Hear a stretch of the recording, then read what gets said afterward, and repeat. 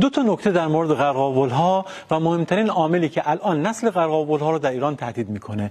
یک، همه قرقاول‌های دنیا از یک گونه هستند با یک نام علمی فازیانوس کلچیکوس، اما با یک تنوعی از رنگ و نژاد و زیرگونه‌های مختلف.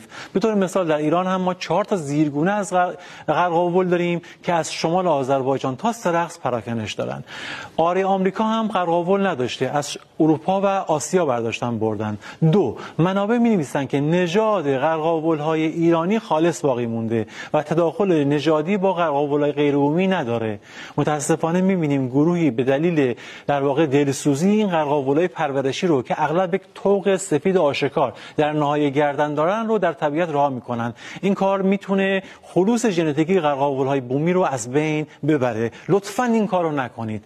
مطالعات ما نشون میده که تعداد و پراکنش قرقاول‌ها در استان گیلان در سال‌های اخیر افزایش پیدا کرد.